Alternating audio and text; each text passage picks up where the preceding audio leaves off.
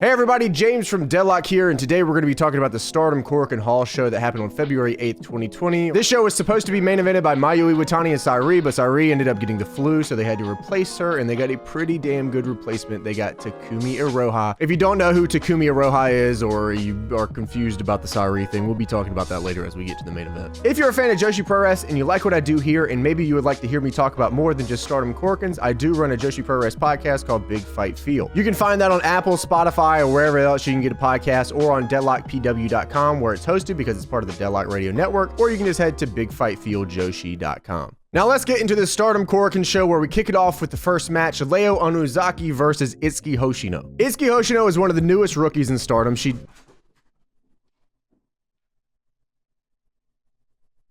Itsuki Hoshino is one of the newest rookies in Stardom alongside Saya Kamitani, which you guys might know her as Tall Saya. Now, while Saya Kamitani is probably the more known of the two right now, just because Saya Kamitani just decided to be 2007 Jack Evans.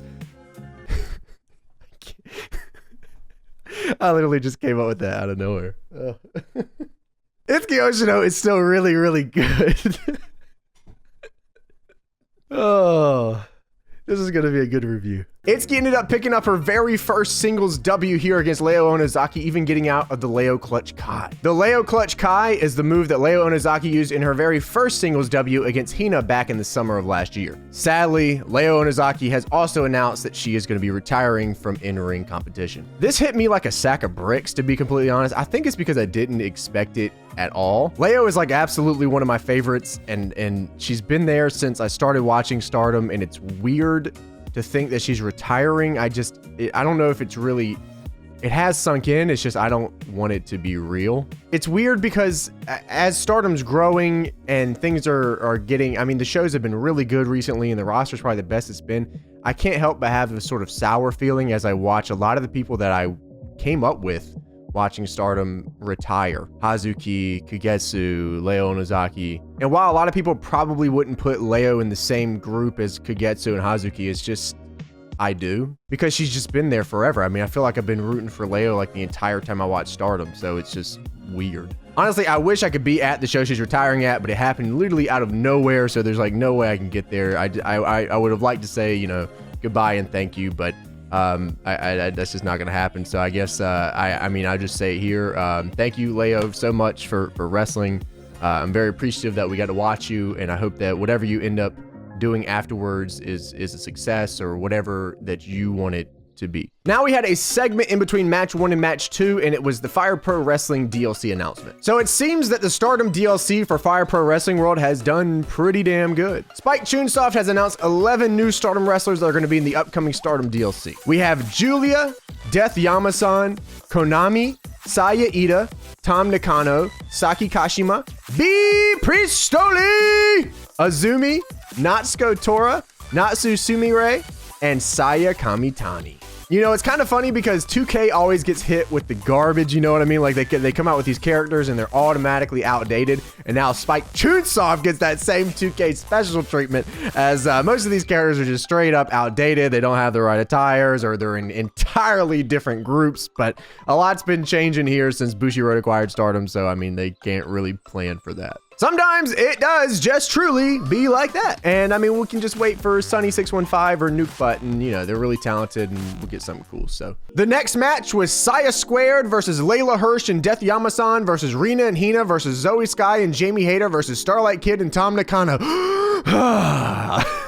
So obviously this was a gauntlet tag match, right? You start off with 2 tag teams, and then the tag team loses, a new tag team comes in, and the last tag team standing is your winner. The first 2 teams that it started off with were Hina and Rina, and they faced off against Starlight Kid and Tam Nakano. Of course, Hina and Rina are going to go out to this team right here because Starlight Kid and Tam Nakano are a powerhouse squad. The next team to come out is Saya Squared, and Saya Ida's got a new attire, and they got a new handshake. They were going crazy. They were like bing, bing, bam, bam, boom, boom. My favorite part about this is probably that Saya Ida came out in this match with her new attire, but she had her old attire on during the Spike Chunsoft Fire Pro thing. The last 2 teams in this match were Layla Hirsch and Death Yamasan versus Jamie Hayter and Zoe Sky, and in the end, Layla Hirsch and Death Yamasan were able to pick up the victory. Layla Hirsch is amazing, and this tag team with Death Yamasan is just, Chef's kiss. I actually really dig Death Yama-san and Layla Hirsch here. I mean, because it seems like Layla Hirsch is just so confused by everything in Japan, just everything. And that's what makes the dynamic with Death Yama-san just so great. I feel like Death Yama-san is so underrated, man. Kaori is just so underrated. I sort of want to see Layla Hirsch and Death Yama-san go on like a run, man. Let them go for the tag titles. This is dope. I like this.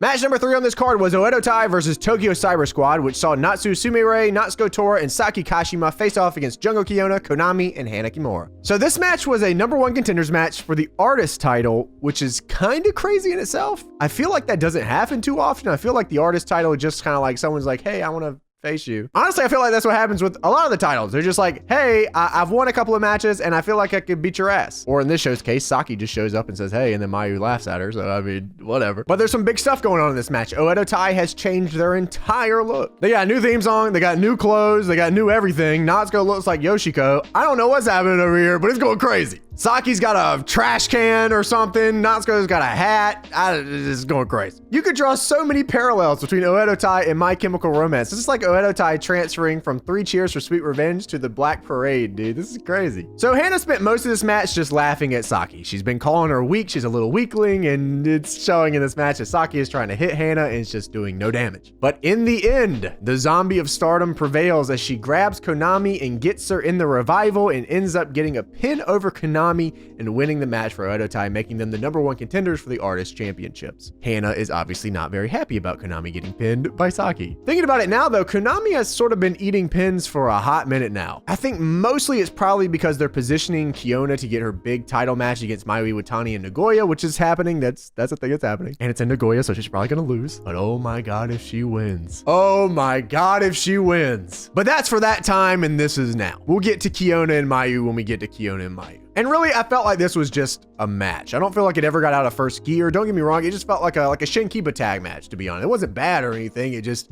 was there. For match number 4, we have Queen's Quest versus Donna del Mondo. It's Momo Watanabe Azumi and Utami Hayashisa defending their artist championships against Julia, Shuri, and Maika. Well, we just found out in the last match who is going to be facing for the Artist Championships, but now we have to see who's going to be the Artist Champions. And this match felt like a big deal right out of the gate. I feel like everyone in this match has been kind of protected lately, which is really well, or they've just been shown really well in the past couple of weeks and even up to months for some of them. So this match kind of felt like a bigger deal just because of how everybody was kind of positioned so far. And the match delivered. I mean, this was just a really good match. And I can already tell that Shuri and Momo are going to be rivals for a long time if Shuri sticks around with Stardom. And really, this is what I cared about the most, man. I cared about anything that Shuri and Momo were doing together. Like, this is a feud, man. I absolutely adored the spot where they were just trading kicks with each other and they just kept sitting down. Momo just straight up slammed her ass cheeks into the mat and said, "Bring it on!" Truly, when I saw this match on paper, this is the interaction that I wanted, and I'm glad that we got it. Momo might have lost her smile for a little bit of time. She was kind of sitting in the back burner for a little bit of time, but she's back, guys. That bitch is back. Shuri and Momo are both super motivated, man, and I cannot wait. I am just waiting till I see Shuri versus Momo in a singles match on a card, man. That's just going to be ooh-wee. At the end of the day, Julia ends up pinning Azumi with the arm trap tombstone, and you have new artist champions, baby. Donna del Mondo. I say that name like that every single time, by the way. Donna del Mondo. I don't know why. With the finger thing every time. And while winning the artist championships is a big deal, a bigger deal is that it's Shuri's birthday. So everybody, please say happy birthday to Shuri. Retroactively, of course, but still say it. And I'm guessing Donna del Mondo didn't talk about it beforehand because Rossi went to hand them the artist championships and they started arguing over who gets what color. Of course, after the match, Julia goes to make an announcement and she talks about how they're going to bring meaning to the artist championships, and the crowd just doesn't give her any reaction. It was like the best thing ever. Julia talks about how much she's going to bring prestige back to this championship, and then they say nothing, and then Julia goes, "Oh, no reaction." Yeah, that's something that happened. Now on to the semi-main event where we had Bea Priestley challenging Arisa Hoshiki for the Wonder of Stardom Championship. Bea Priestley! Nothing in this world gives me as much pleasure as screaming that name at the top of my lungs. Priestley. Do you guys remember back when Bea Priestley announced that she was joining Stardom full-time and she held up the jacket with her name on the back and her name was spelled wrong? That was a good time. This is actually a rematch from the 5-star Grand Prix that happened last year. It was Arisa versus Bea Priestley, and of course, Arisa ended up getting the win. Honestly, the 5-star match was not very good, but thankfully, this one was pretty damn good. It started off a little slow, but once things got going, it really got going and it didn't stop. I feel like there was a lot of urgency in this match compared to their match at the 5-star, and it really just kind of clicked. I feel like Arisa being entirely too cocky is going to eventually lead to her downfall. I mean, this was what, defense number 10? So I'm just saying we're getting to that point, and I feel like that's going to come to bite her in the butt. But for now, I guess she has a reason to be cocky as she beats Bea Priestley with the Shining Impact knee, and she has now 10 defenses under her belt. And I really do think that cockiness is going to play a part in Arisa's downfall here. I mean, she was going kind of BM in this match. I think she used the Kame Goye at one point. She used the Oz Cutter at one point. She's kind of go a little crazy. If she really wanted to get BM with it, I would have hit her with the Hidden Blade. I would have been like, time to get a concussion. Overall, I enjoyed this match. I don't think it was the best defense that Arisa's had with the white belt, but this match was better than their 5-star Grand Prix match, which is really all you can ask for. Bea Priestley still looks pretty good here, and Arisa still looks like she's out of control. And now for the main event of the evening. Mayu Iwatani facing off against Takumi Iroha in a singles match without the World of Stardom Championship on the line. So originally, none of this was supposed to happen. Originally, this was supposed to be Mayu Iwatani versus Saori for the World of Stardom Championship. That's not what happened. Saori ended up getting the flu, and she could not compete in this matchup.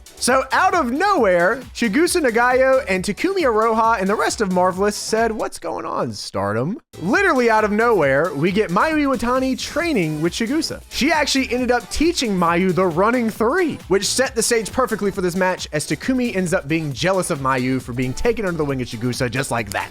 Of course, this match is going to start off with a feeling out process here. Takumi and Mayu have not faced in a very, very long time. Takumi has not been in a Stardom ring in a very, very long time. Of course, that doesn't last too long as Takumi grabs Mayu like a bag of farts, drags her to the outside of the ring, and then runs her shoulder first into the post. Takumi is entirely different than anyone that's on the Stardom roster right now, man. She is just straight up a powerhouse. So it's just really cool to see Takumi interact with Mayu, and the way that this match went was just perfect. This was definitely not a match that I thought I was going to see anytime soon or at all, and we got it. So like, that's dope. Takumi kind of just beat the shit out of Mayu for like, I don't know, 20 straight minutes. It was a long time. Mayu kept trying to stop getting her ass beat, but Takumi said, no, you're getting your ass beat. Mayu kept trying. She was like, I'm going to do this running 3. I'm going to do this running 3. But Takumi was like, no, you're not. Absolutely not. You're not going to do the running 3. Mayu's got this bum shoulder. Takumi's been targeting it the whole time. Mayu just was totally not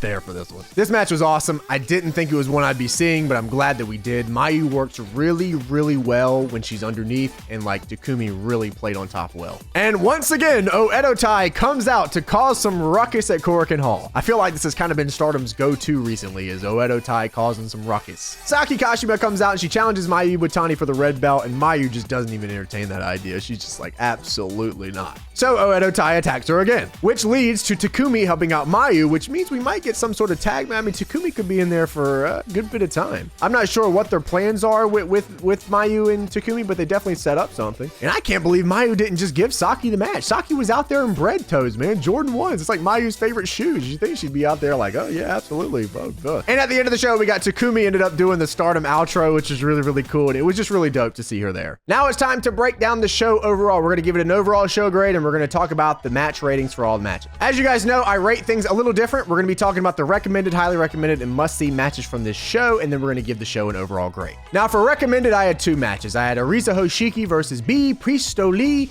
and I had Queen's Quest versus Donna del Mondo.